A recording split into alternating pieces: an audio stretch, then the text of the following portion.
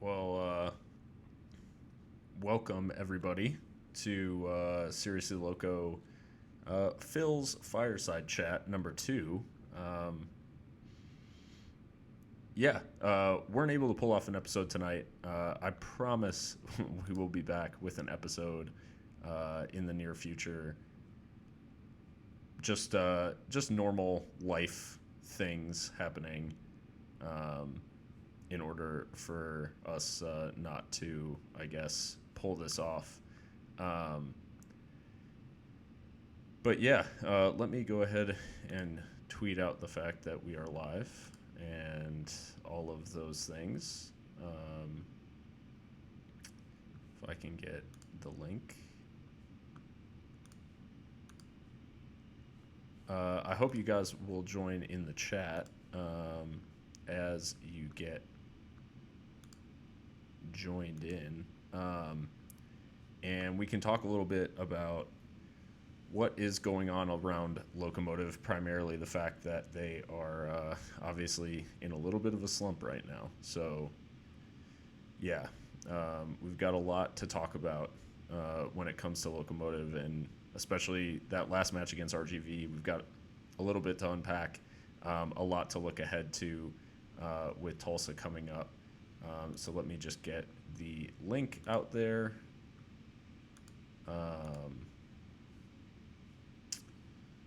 If I can find it.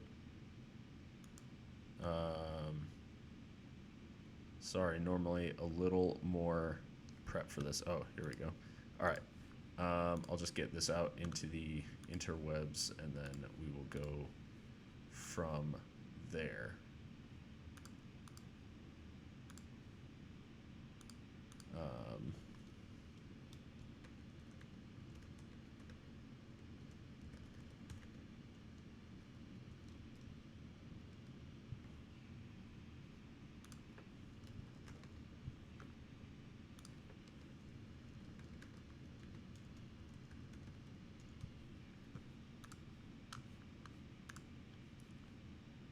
All right. Now that that's out there and everything, sorry about that. We've got the link out. Yeah, it's time to talk El Paso Locomotive and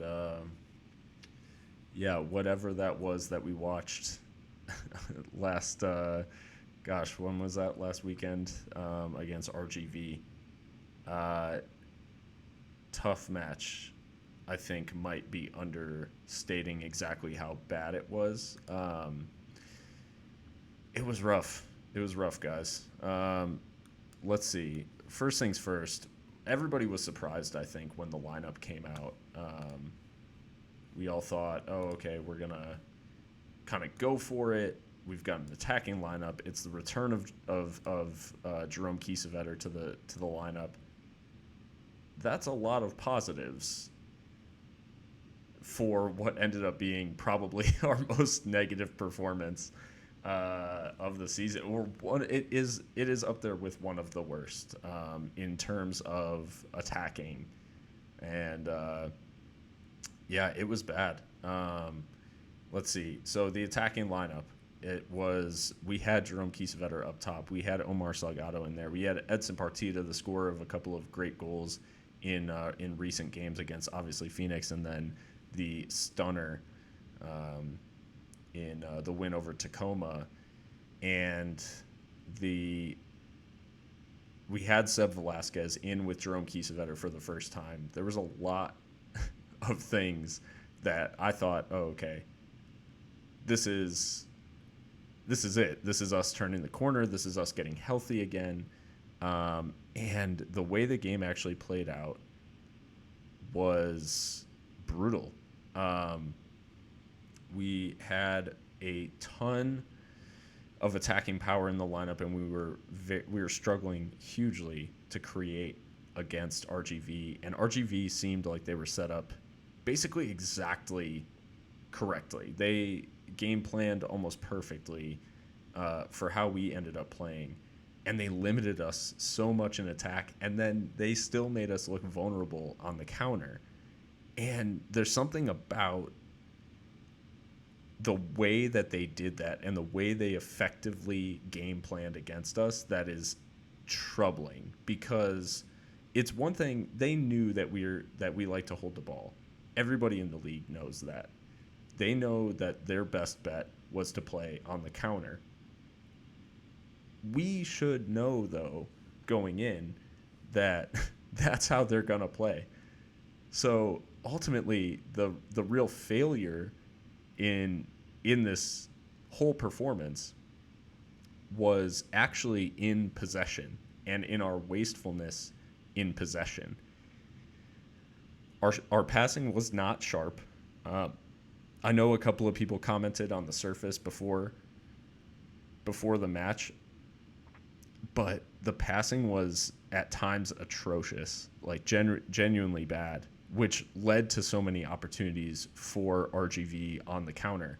That first chance on the counter, we genuinely should be 1-0 down in this game within, like, 6 minutes or whenever that first chance came through for RGV, just that glaring miss. And, there's something about the fact that we offered so little in possession that is genuinely troubling, because that is our bread and butter. Holding the ball is something we've done well all season. So when we looked so bad in possession and being just so vulnerable to giving the ball away and immediately conceding chances on the counter, that is a recipe for disaster. And it's actually a miracle that we got out of there without conceding more goals, considering the amount of chances that we ended up giving up. This match against RGV was 100% an opportunity for us to turn things around or continue the turn. We had just beat Tacoma. We come up against an RGV team that, yeah, they'd had some decent games, certainly. They definitely, like, played some effective games and played effectively against some teams. But with us coming out of a 9-game winless streak and then coming back, winning that game against Tacoma in, pretty tough circumstances and getting the job done, to turn around the following week or 10 days later and lose to RGV, not just not to perform up to the heights, but to lose that game and come away with nothing was genuinely disappointing. The question of our scoring, and I believe we'll talk about this a little bit when we get to the listener questions, but the issue of us scoring, I don't think it's really I don't think it's a question even of chance creation. There were a couple of good chances. Seb Velasquez probably should grab his first goal for the club in the first half. But it's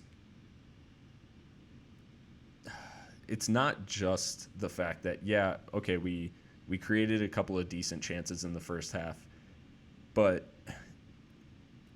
without retaining the ball and without taking care of possession, we're never going to have the ball long enough to get it into the right positions.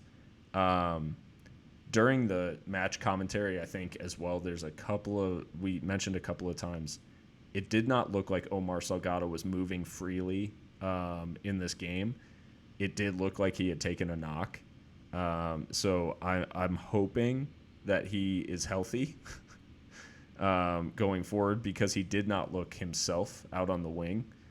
Another huge game changer in the sense that with him available and with him healthy out on the wing, we look more of a threat when he gets the balls in those positions, especially on the road, because he's shown especially that he can cause problems against these teams and do something a little bit different from the rest of our attacking front line.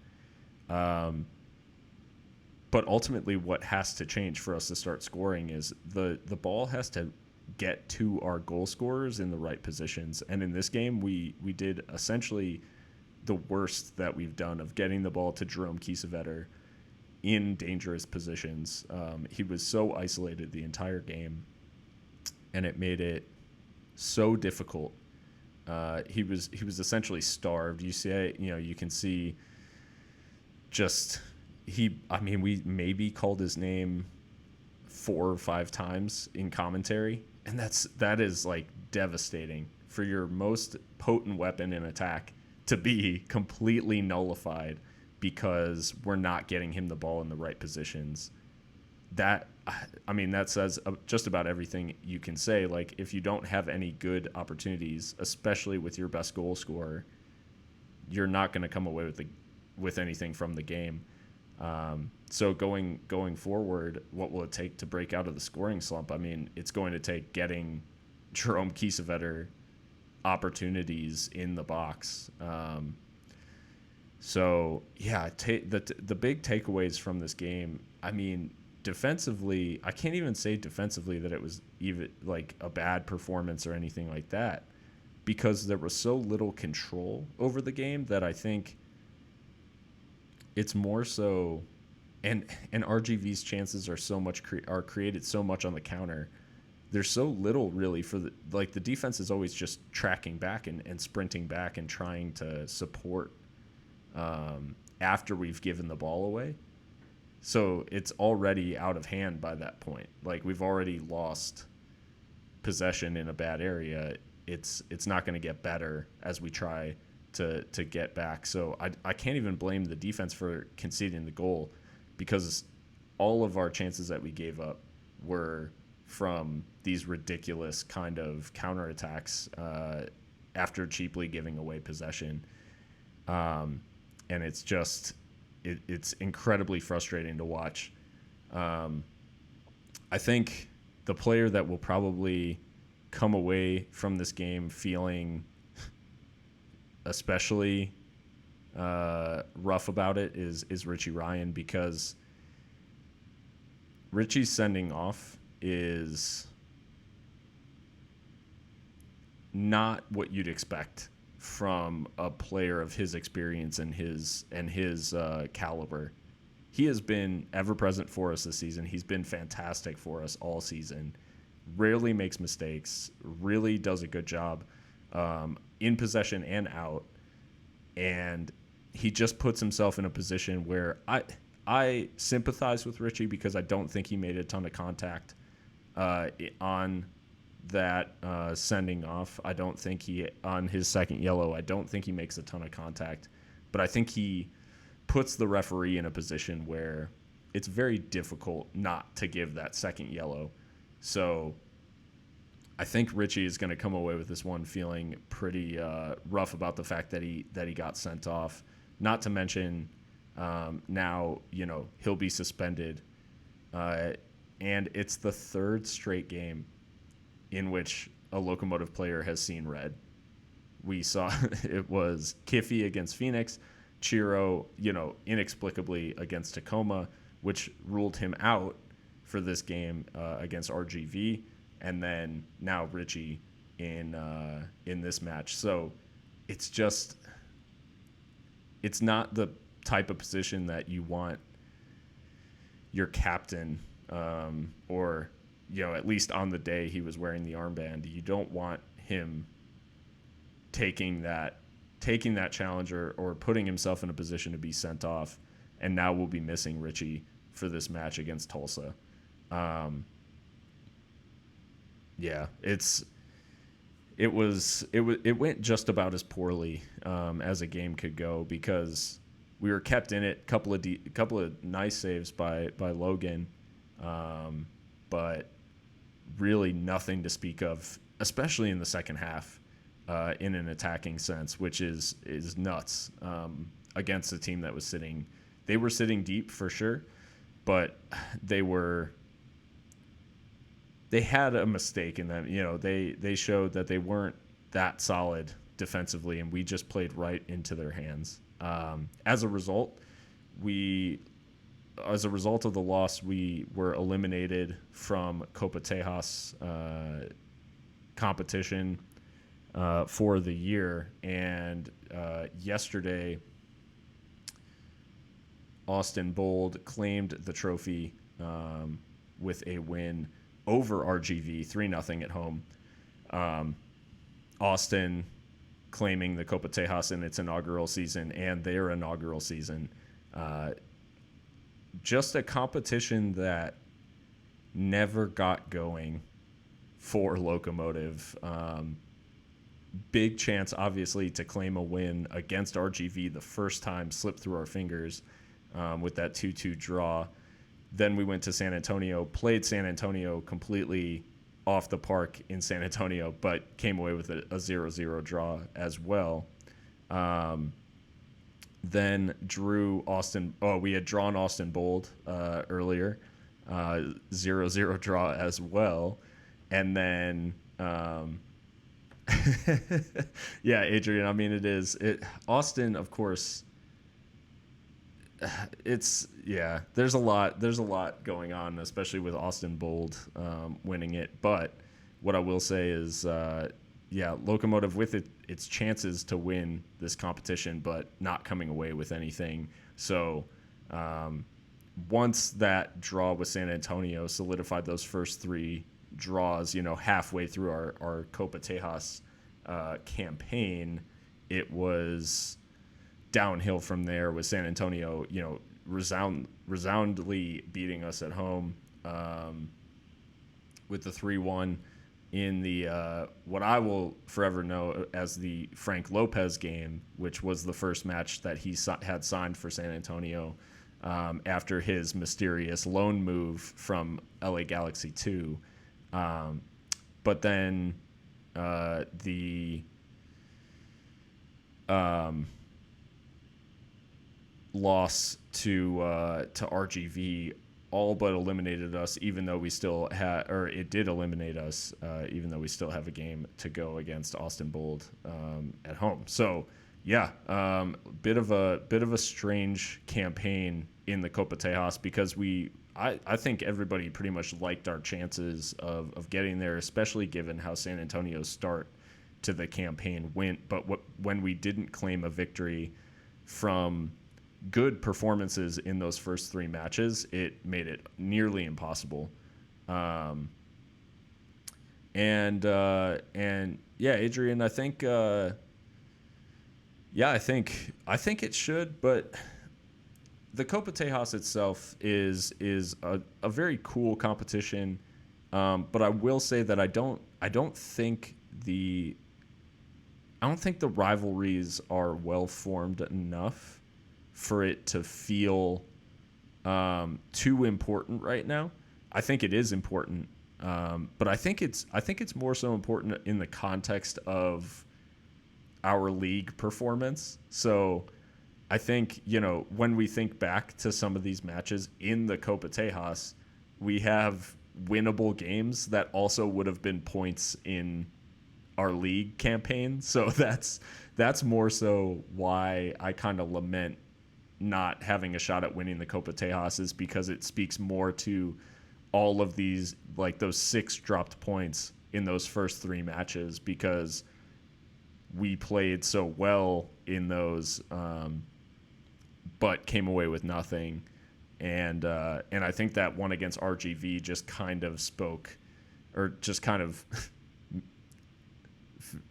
I would say, sealed the deal for our season in terms of us not being able to get a result in the Copa Tejas. But eventually it is Austin Bold that claims the title, and credit to him for a good campaign and coming away with some silverware in their first season. But yeah, that's about all I can speak about with the RGV loss.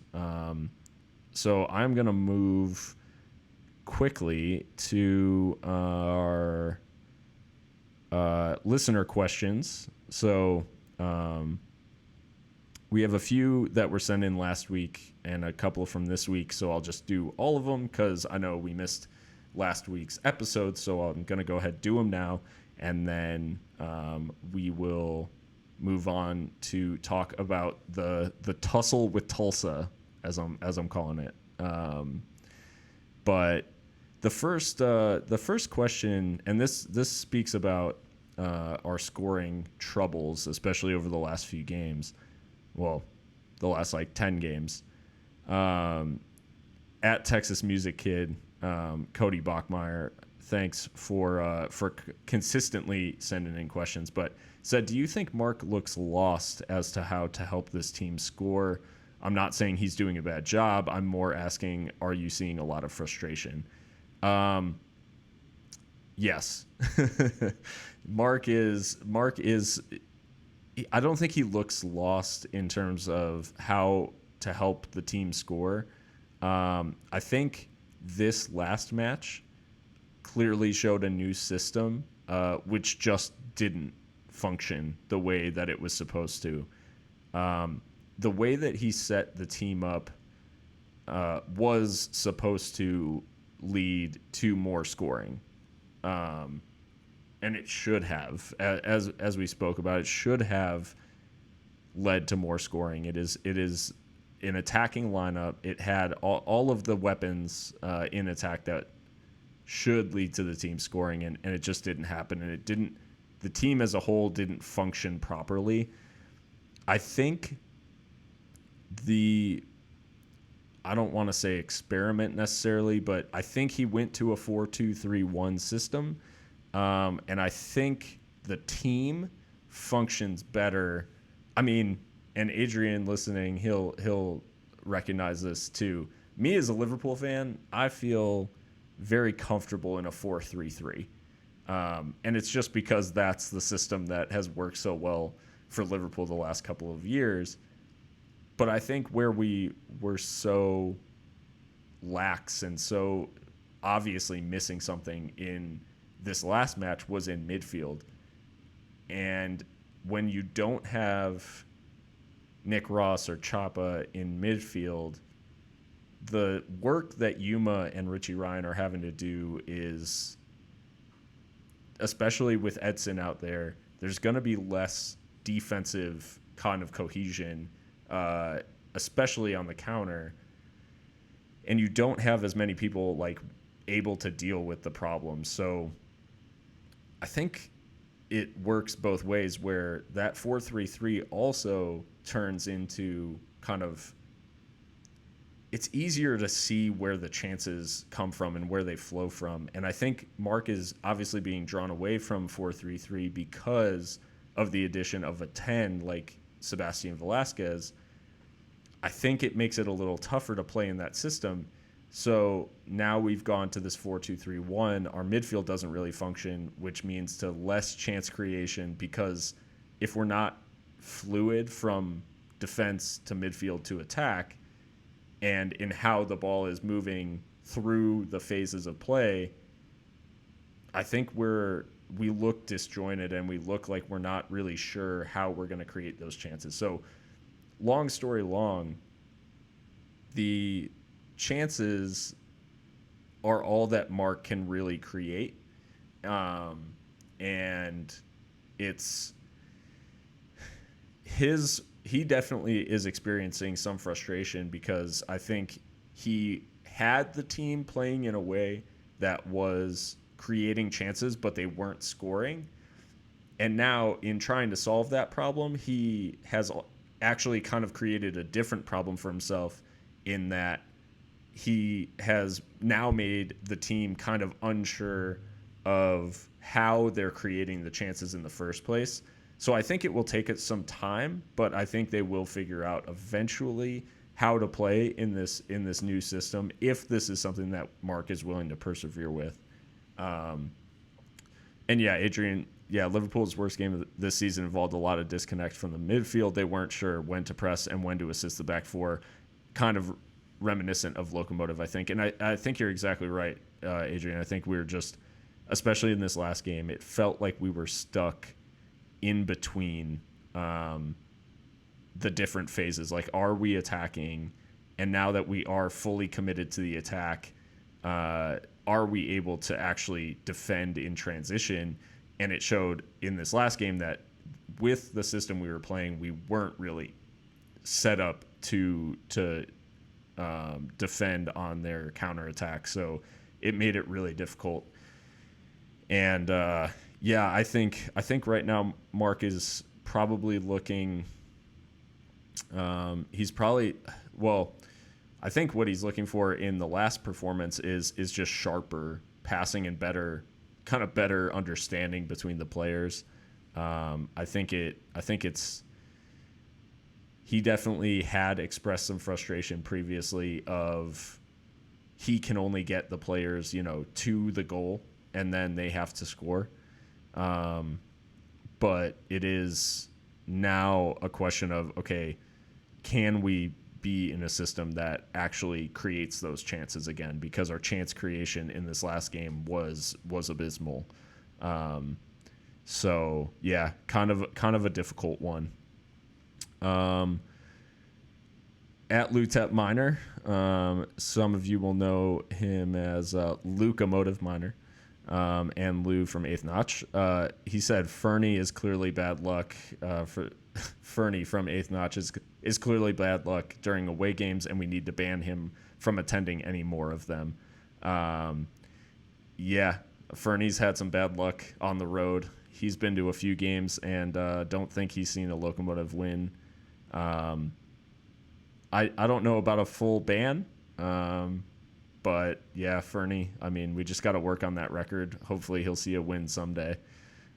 Fernie at LO Cool Fernie also with a question or a statement, actually. I was in the stands last Saturday and the performance was awful. Never felt like we had a chance. Got to get the ball to Keys. And yeah, ultimately brings it back to what I was talking about really at the start, which is, if your best goal scorer isn't getting chances in attacking areas. And I mean, Keys Vetter, I don't have the number of touches that he had in the game, but I'd be willing to bet that it's less than 20 across the 90 minutes. And that's just, he was dropping very deep at points to be able to get the ball. And it's just, when you see a striker like that coming as deep as he was to get the ball, it's very indicative of the fact that he's just being completely strangled for service, and he can't find a way to actually impact the game because no one can get him the ball. And so he's seeking out the game and trying to find it and trying to do something. But the place that he makes the most impact, as we've seen, is in the box, getting on the end of crosses. He's that sort of player, and you have to be able to support that, and we didn't last Saturday. So yeah, that's what contributed, I think, to it being so bad. Next we had at Jake Konecki. Jake always consistent with the questions as well. Are we going to see Alexi in the next match? Also, well, let's see. I'll address that one first. Are we going to see Alexi in the next match? I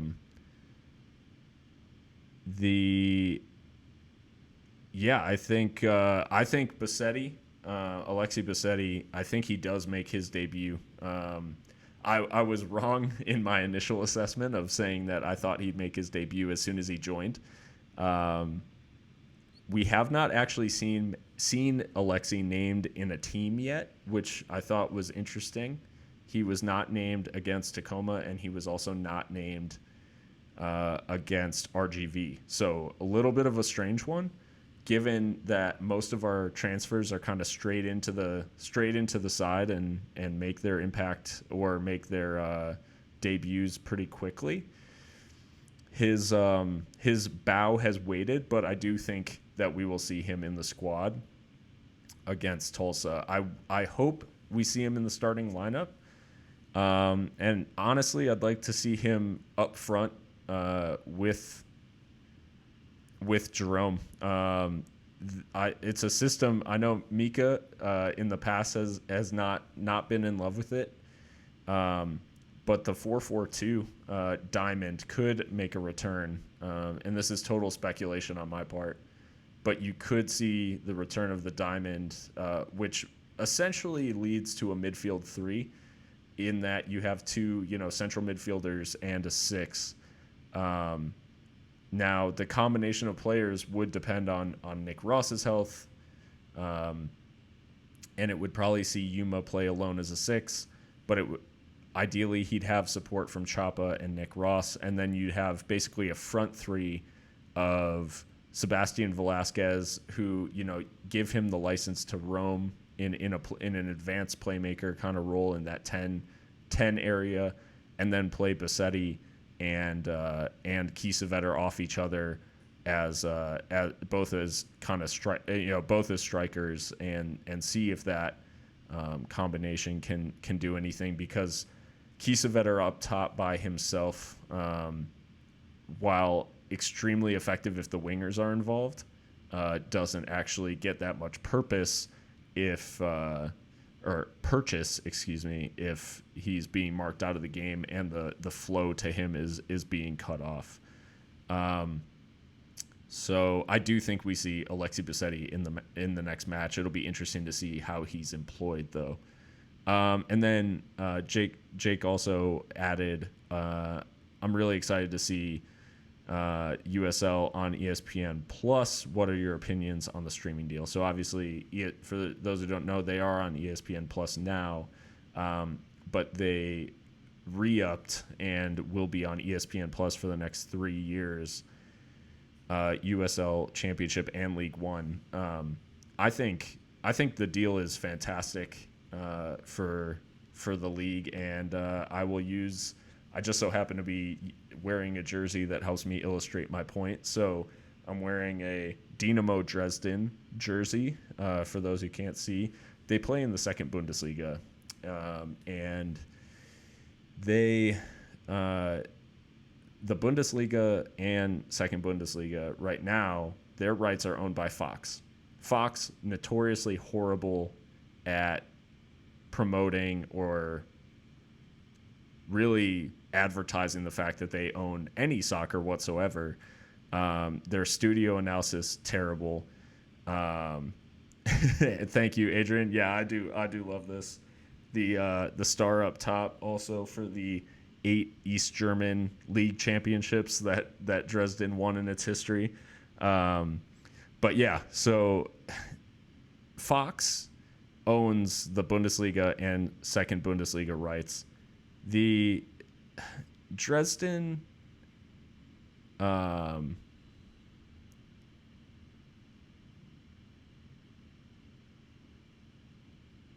well, we got a live update, actually. Let me take it back a little bit.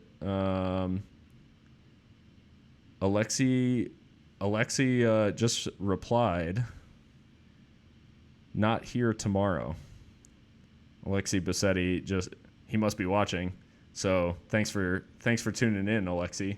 But he I guess he won't be available tomorrow. That's disappointing. Well, I hope he can be involved soon. I know he was in training this week, so hope you can be involved as soon as possible, Alexi. But yeah, so Dynamo Dresden played a match in the second Bundesliga this past weekend against St. Pauli, one of the most famous teams in Germany, from Hamburg, a famous anti-fascist club as well. Pretty amazing history if you can look into it. Very like punk rock kind of history if you don't know about it already.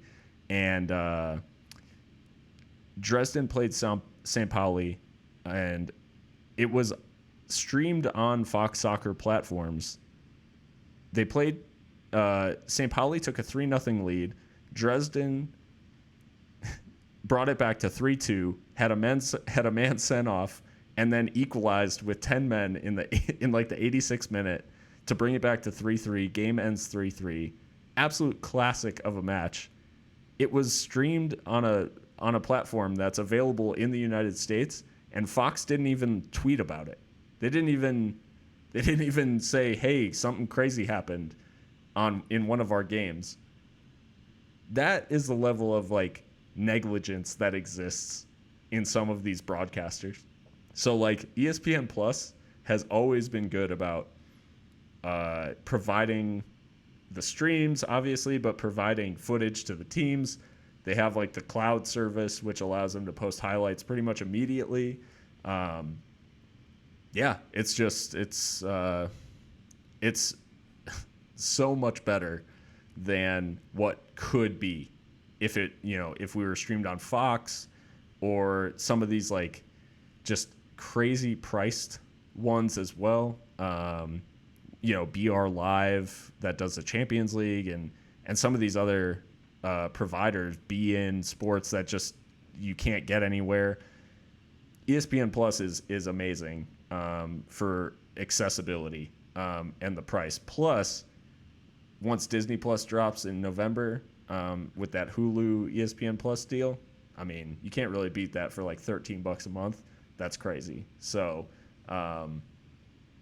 yeah, the ESPN Plus deal is amazing. Damn, Alexi like tweeting during this really hit me. That hit different. Damn, I really wanted to. All right, I know he's obviously listening, but I gotta address this. So the deal itself to bring Alexi here, I'm really starting to like it's troubling to me because obviously we gave, and this is like not directed at anyone in particular. I just want that to be known. If we were going to make that deal, especially when we did, I'm just confused about why he's not involved in the team. So that's really it. I want to see Alexi out there and try to make a difference for us, especially with us struggling to score goals. It's something we know that he can do. So yeah, that's really it. It's not, anyways, I'm off topic, but that really that threw me a little bit. All right, back to listener questions. I'd like to shout out Lou for correctly guessing that we weren't going to record a full episode. So it's all good. But let's see. Did anything else come through? No. Okay. So it is on to talk about Tulsa. So let's see. The Tulsa match, obviously, when we last played in Tulsa, it was a 2-0 win for Locomotive. So that was back at the tail end of kind of the strong period of El Paso Locomotive. Let's see. That was sandwiched between on the road. We had just beat LA Galaxy 3-0. And it was right before we played Las Vegas and lost. So, yeah, weird one for sure. But we get a chance to play Tulsa again. This is a very important match, obviously, as all of them have been, because we're trying to get back into the playoff picture. And we only have a few matches left in which to do that. I believe 10 to be exact. 10 matches remaining, and we're sitting right now. Where are we these days? We are currently 13th. 2 or 3 games in hand from a couple of teams that are above us. So certainly we do have time to get back into the picture. But this Tulsa match, which is, should be considered one of our games in hand over most of those above us, with it being a midweek game, this is the importance is so amplified. Yeah, it's ridiculous. We have to get back into the playoff picture with this one. So Tulsa, what does Tulsa look like coming into this? Well, Tulsa got a win over Fresno on Saturday. So the Tulsa that we left, not necessarily the Tulsa that we're running into, but they have been a little bit up and down. And I say a little bit. They've been a lot bit up and down. Notably, just a couple of weeks ago, they played Phoenix Rising. Or actually, wow, that was already a month ago. Yeah. At the end of July, they played Phoenix Rising very tough to a 1-0 draw or a 1-0 loss. And they had a man sent off before they conceded that goal to Phoenix. So, but since then they've had some rough losses. They lost 4-1 to Real Monarchs, 5-1 to Austin Bold. They drew Las Vegas at home, and then beat Fresno at home. So, them being on the road, they are a very different team on the road, it would appear. Couple of rough losses, so there is a chance that we will see a pretty decent opportunity to win this one against Tulsa. They're obviously sitting pretty low in the standings, 16th right now, on just 23 points. So it's a winnable game for El Paso Locomotive, but it's one of those things where a lot of games have been winnable for us, and we haven't won that many. So looking ahead, we've got stats-wise, it's an interesting one. We have actually had nearly 20 more shots on target than Tulsa, and we actually have 7 less goals than Tulsa, which is crazy because we're still a mid-table team, as it stands, with a very real chance of making it back into the playoffs, and yet we've scored 26 goals. Defensively, obviously, that's where we are much, much better. Tulsa's conceded 55 goals and only kept 3 clean sheets, and they faced 134 shots. So the bottom line coming out of this is that, statistically speaking, we should win this game. The question is, one, discipline-wise, it has to now be a discussion because we've now had 3 straight games where we've had people sent off. So can we keep 11 men on the field for long enough to win the game? The second main kind of point is are we going to be able to find that shape that gives us a chance to create chances? And can we find that right combination of personnel, which gives us that chance as well? This will also mark the return of Calvin Resend to the SWUP for the first time as an opposing player. It hurts a little bit, I'll be honest. Calvin was a much-needed spark in a couple of matches where we needed something to happen, and he made it happen. Scored from distance, scored the winner in Tacoma. It's going to hurt to see him in an opposition shirt, despite the fact that he only played, a half a season, or maybe not even quite half the season with us. He was a spark plug for us, and there's been games over this stretch where I think, gosh, like, it would be nice to be able to bring on Calvin, or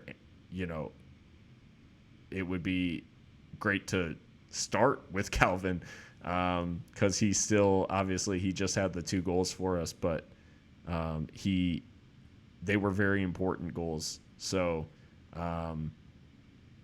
it'll be rough to see him dress for Tulsa, but I always, as always, hope that he's found a good situation for himself and that he can make a difference out there for them as he settles in. As we look ahead to this one, the key for Locomotive, or who's the key man? I mean, it goes without saying that we need to get the ball to Jerome Kiesewetter. There's no ifs, ands, or buts about it. But I think the key actually lies right now in midfield,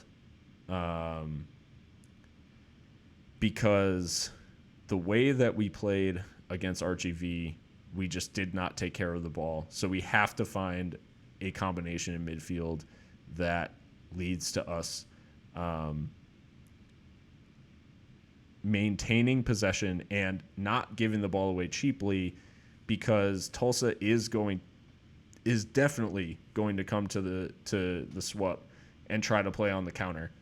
They're going to watch that game that RGV played and think, okay, if we can sit back and just maintain our shape, we can come away with something. And that is not something that we want them to think. We have to be able to break them down, number one.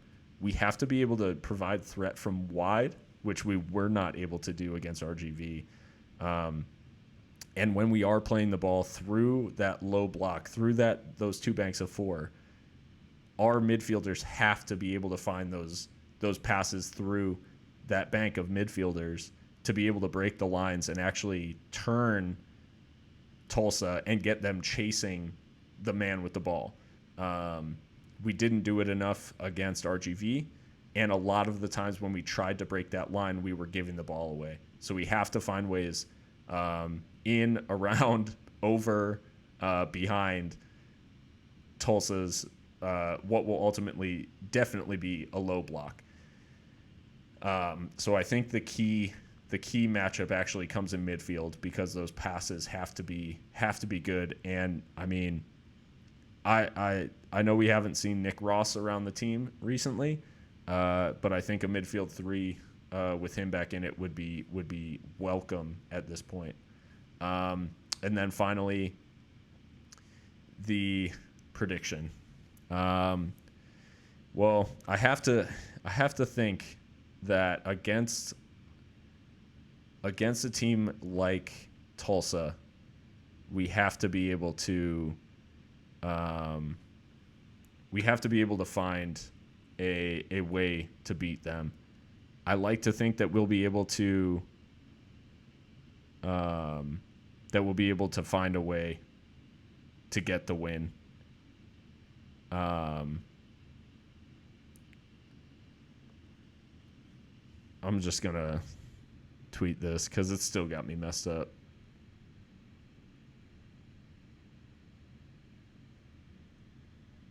All right. So finally, the prediction. I feel like we can get a result. I know I don't have my normal predictors here. I don't have my guys who normally get it all right, but yeah, it is. Gosh, I'm gonna go. You know what? I'm gonna go for our favorite score line at home in a winning situation. I'm gonna go 2-0, and I'm gonna go for the orthodontist back in form, Jerome Kiesewetter with 2. That's what I'm going for, and hopefully we can get him back on the score sheet and back firing again as we enter this late stretch of the season. Austin coming in, I say 3-1, 2 from Keys and 1 from Velasquez. Yeah, that's a good shout as well. Yeah, I think I have to think that we're going to be able to find a way to win this one. They found a way to get against Tacoma. It took an absolute golazo, obviously, but then a decent finish from Omar. So I don't know. I really hope that they find a way to do it.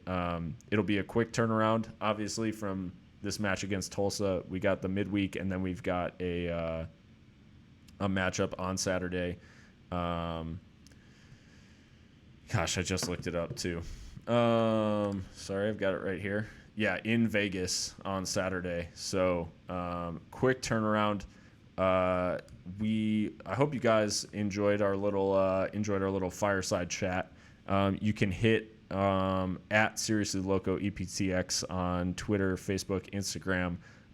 Hit us with your predictions for the match and how you guys think this one will turn out. And then along with that, go ahead and subscribe to the podcast, which will be back hopefully on Friday with a new episode recapping this match, the Noche de Locos. Make sure you guys get there early, pick up a scarf. I know I'm going to be wanting to grab one of those Noche de Locos scarves because they look pretty sick. So go ahead, get there early tomorrow night for the match, and we'll yeah, Adrian, my Loco new deal is I don't know. I'll yeah. I'm not really sure where my new deal is. I guess I need to put together my plan to find, I guess, create some goals for Locomotive. That'll be my new deal is yeah, creating goals, I guess, instead of jobs. But with all that being said, I hope you guys have enjoyed, and we'll be back with a new episode hopefully Friday, recapping this match tomorrow, and then looking ahead to Vegas. And then with an away match on Saturday, we'll definitely be here on YouTube for the supporter watch along. So I hope you guys will join us for that as well. I'm Phil, and you can obviously follow me at Baki Balboa if you want to follow the personal account. And I will talk to you guys later. Until next time, guys, stay loco.